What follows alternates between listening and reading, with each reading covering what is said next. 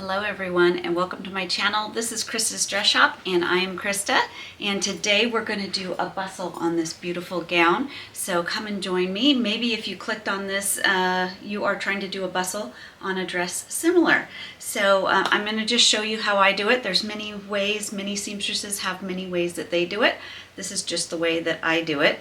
And if you're new to my channel, welcome, and I hope you will join us for many other videos. If you are returning, thank you so much for your kind words all the time, your support. Thank you to all the seamstresses that have a lot of knowledge that will always put stuff down in the comments that I absolutely love. We're just a great community of seamstresses helping other seamstresses.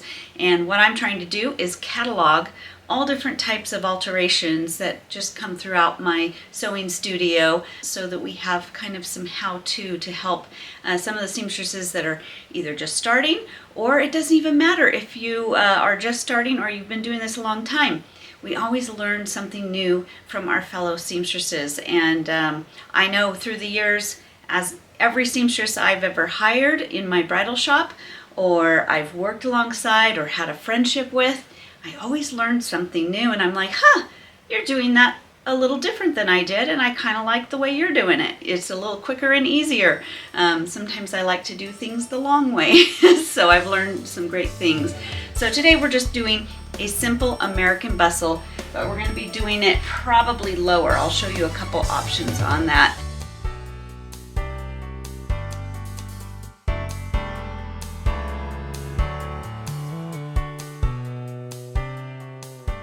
Okay, I thought we'd get down here on the ground. It's a lot easier sometimes to see what it's going to look like when you have it all spread out, to see how the train is laying and stuff like that.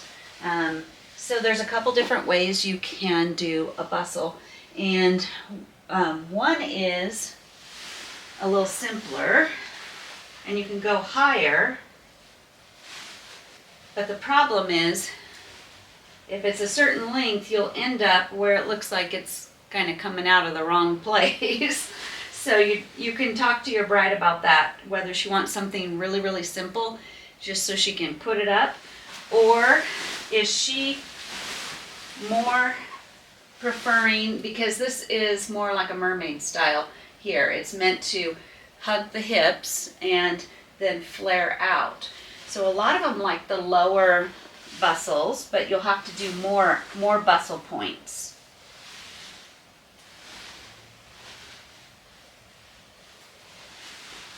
And then you do it all along this line here.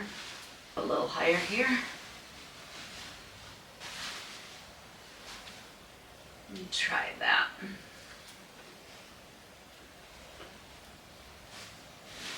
But then, so what I do is I find the spot. Here's the buttons that go all the way down, and see how long that is. And then these long pieces here, I'm probably going to want to do 3 bustles, 3 points.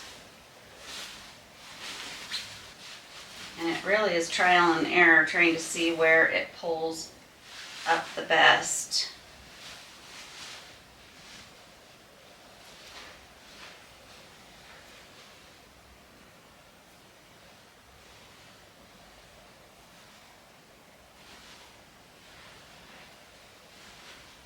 The other trick is where it pulls up best tends to be where there's no appliques, and I really like it, if at all possible, to be on an applique. So sometimes I'm just trying to get it to work on one of the appliques.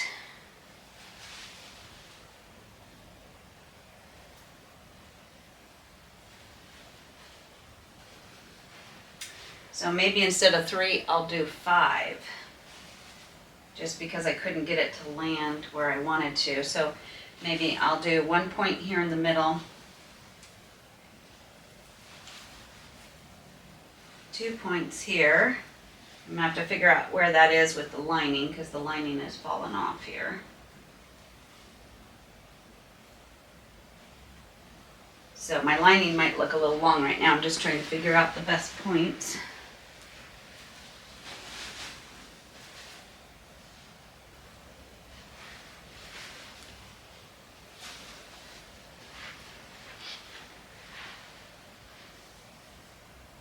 Okay. Now I'm going to mark those and pull it down and see if I can't pull up the lining that kept dropping. So I'm marking the spots on both of these areas.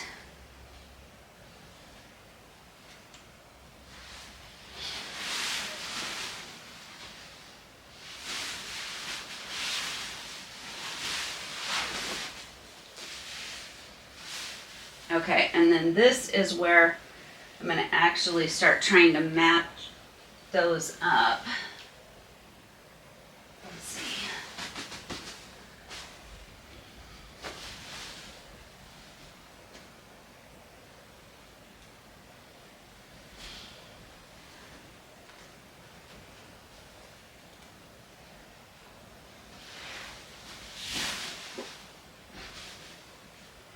Okay, luckily my appliques are pretty even, so I can pretty much, without even measuring it, just land it on the applique at about the same place.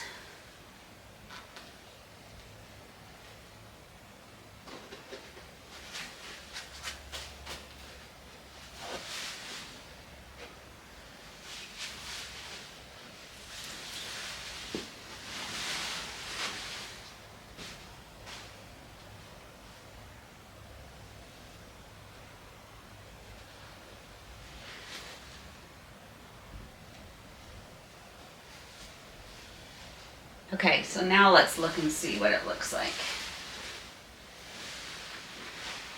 Because now I have my lining.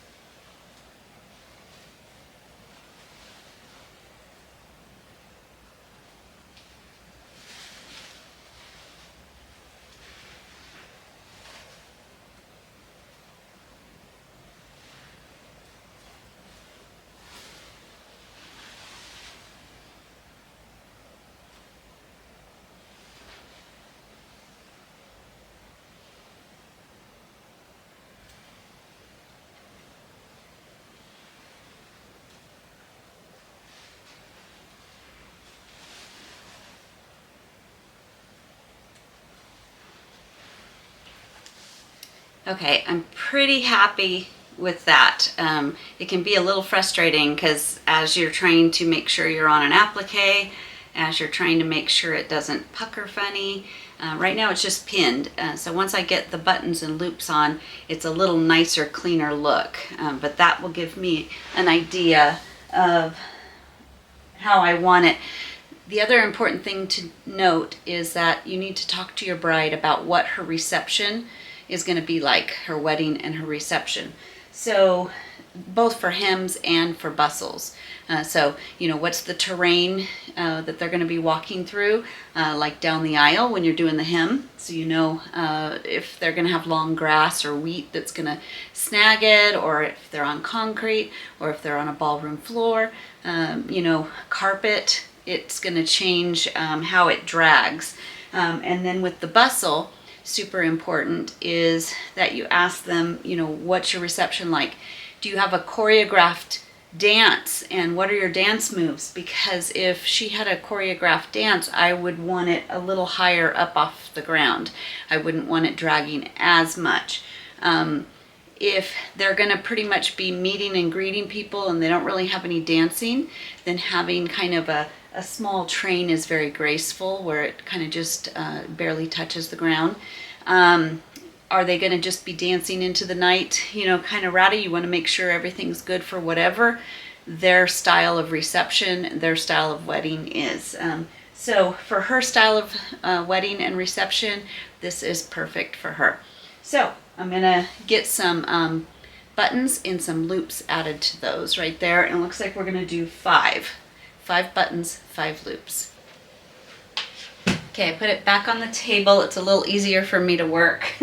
And now I'm going to just take where I've marked it and kind of mark where I need to add those buttons and loops.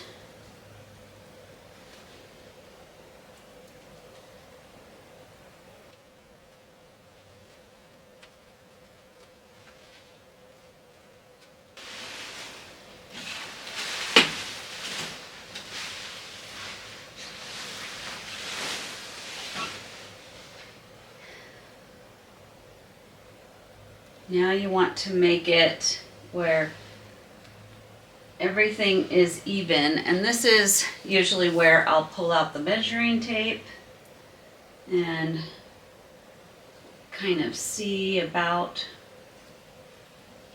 where it's going and get my pins right in there. The good part is that these appliques are pretty right on, and there just happens to be a flower applique right here where I want to add a loop coming out of. This one has a leaf. Let me see. It's just a little easier to disguise, and it's a little stronger when you can be by an applique. But let me see. I feel like that applique is a little farther away over there.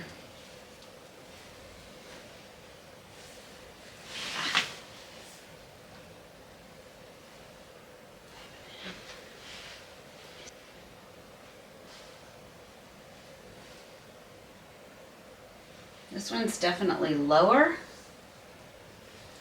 I also love it when there's buttons because you can kind of go right from the buttons.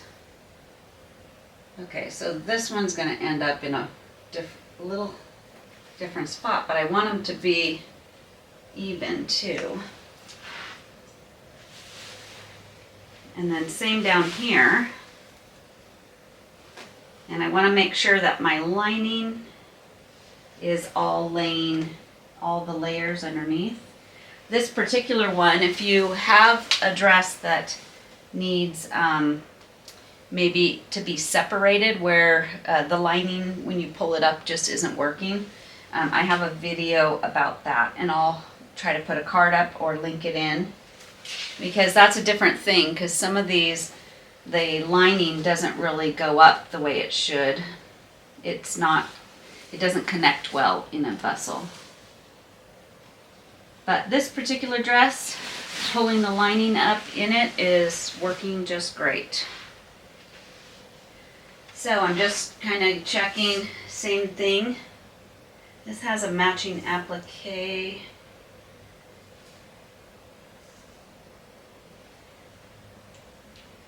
But this applique is different than that applique.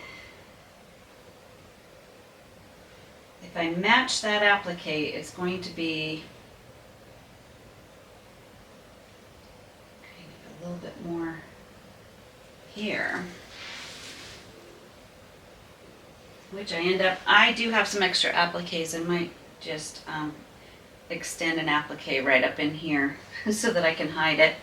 When I did the hem, I have some extra appliques. So if I've got a little leaf, I might just extend a little leaf right there so that they are even. This is going to be pretty good on this applique, and also just checking to make sure all your layers are even and up inside.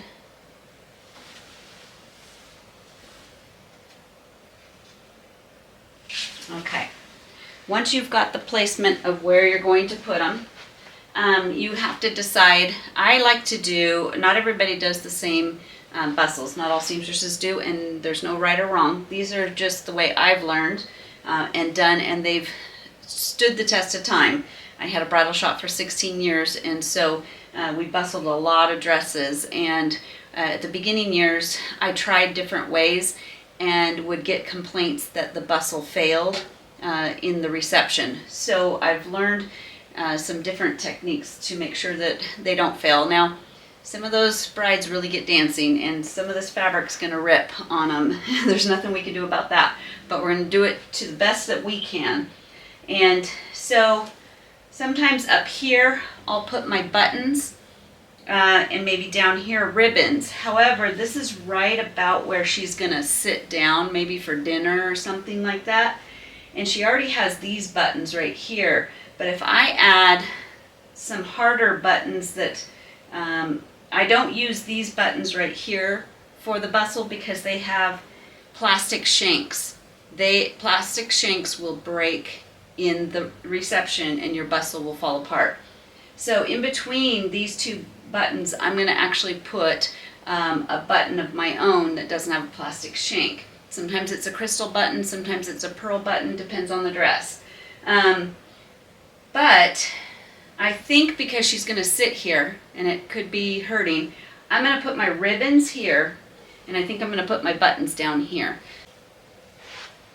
Okay, so I've decided up here, up top, I'm going to do a ribbon.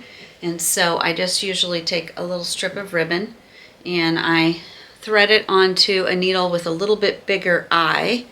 And then I'm going to come up through from underneath and then back down, and we're going to tie it.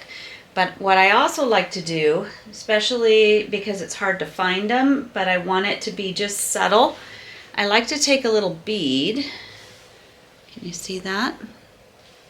And when I come up and out, I like to put the bead on it. You can see I did it here to this one. Actually, there's one right there. So it will end up where you pull it out like that. So I'll show you. Now, I was lucky enough to find some beads that will actually go over my needle, because that's the other hard part, is getting something to do that. I would love to have some pearl ones that had a big enough hole, but I haven't found those yet.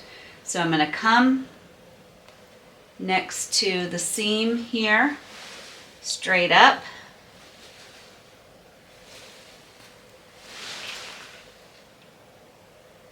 Put my bead on it, and then the same distance, come back down through, and I'm going through all the layers right here except for the crinoline layers. I'm not going through like where the crinoline skirt is, so you can see it. Here's the crinoline, and here's my needle right here. So they've got this extra string here from their serger at the factory. Pulling that through.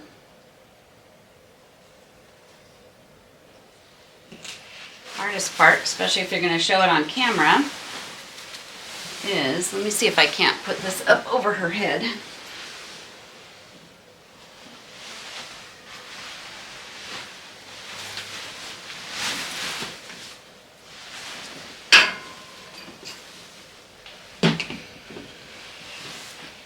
Okay, let me cut that serger spot. It's driving me crazy. Okay, so you can see I've got it here, and you can actually see the other ones that I've already done right here. So there's 5. And I'm going to tie it. I'm going to put my finger in it like that. I like to use my finger as the spacer because it's about the size of a button. And it's worked for me. Tie it a few times, then I put the little tails together, and then I give it one tie this direction to keep them, and I try to put that knot right on the other knots. And then, just because I even like my inside to look as good as my outside, I take and cut those even. And now let me show you what it looks like on the other side. So here it is here. It just looks like a little bead.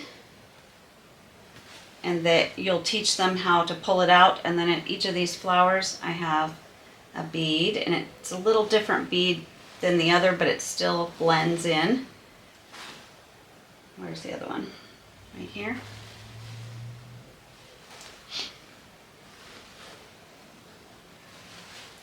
Okay, so those are the loops right across there.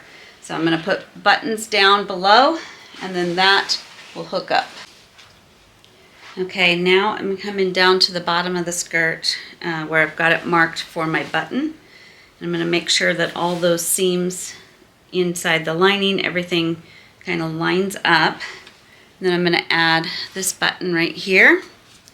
And I'm going to do it with a very strong button thread. It's called, this one's Coats & Clark Button and Craft Thread. But you just want something real strong to put your button on. And then a lot of times on the inside, I will also support that with another button or a piece of elastic, something to keep it from popping through. So I think today I'll do like a clear button on the other side. So let me get this threaded. Okay, I decided on the inside, like I said, I can do like a little square of elastic, but I just have these inexpensive little buttons. It's not going to show. If it was see-through, I'd get like a see-through button, but this is going to be all the way inside the lining. So find the spot, make sure that all your seams are in line, and on the inside I'll start it off by bringing in the knot. Then I grab the button that doesn't matter that goes underneath. I'm going to go in and through it. That basically is going to give it just a little bit more support, especially if you've got a heavier fabric. This one's not too bad actually, but then I'm going to come out, make sure I haven't hooked up on anything, because the one thing that I do know is that every once in a while you get the button on and you realize that half your thread hadn't come through. And then put my button on.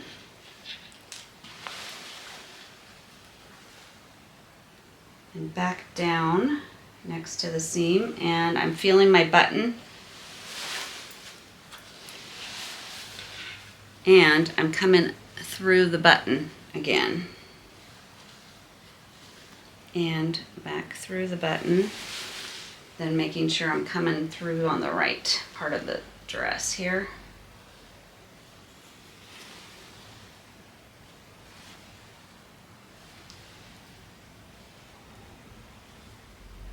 And back down. And this thread is so strong, going through it twice is just fine. Okay, I'm going to come through and make sure that I didn't catch the thread on anything. Everything is good and tight. Then I'm going to come back through that button and kind of catch some of the fabric right here. And then I'm going to knot it.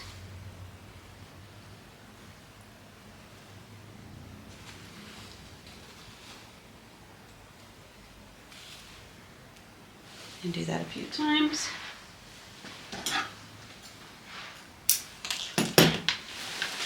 And right there, in between those two buttons that, like I said, you don't want to use these buttons. You want to let your bride know, and whoever's bustling her, do not use these buttons because they will not make it through a reception.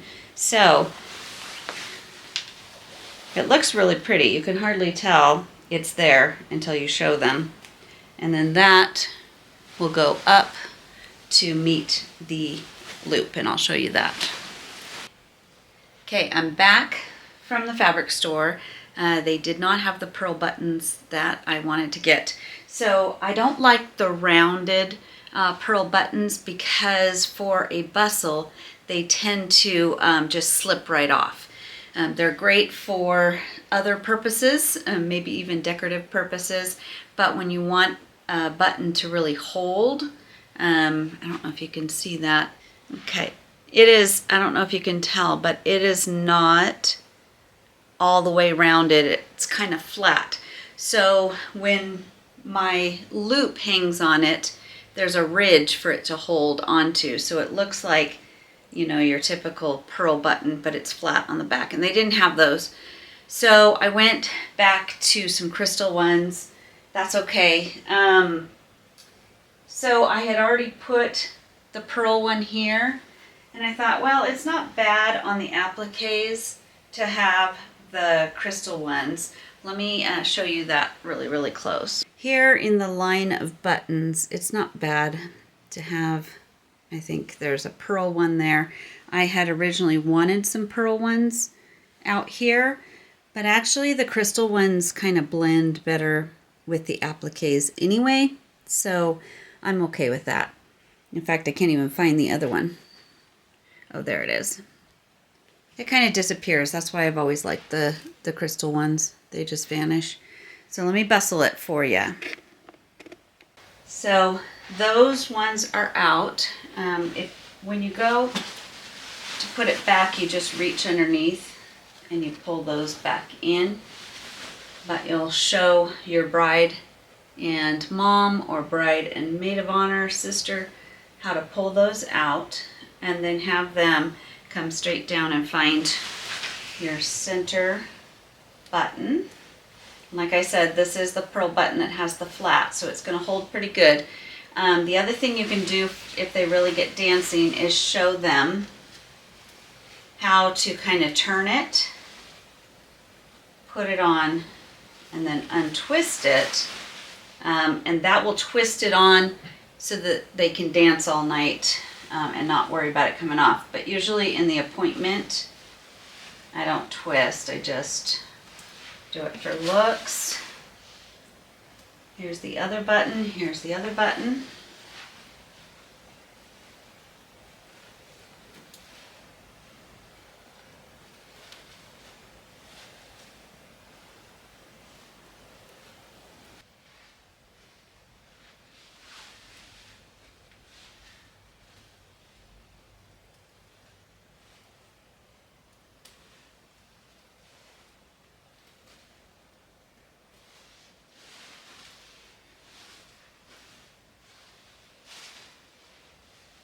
I grabbed the wrong one.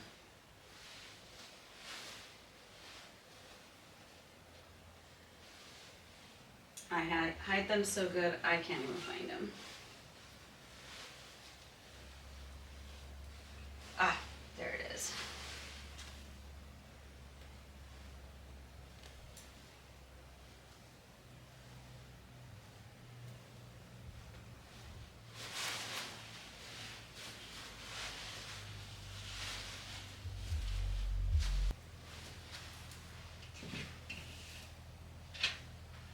Okay, there you have it.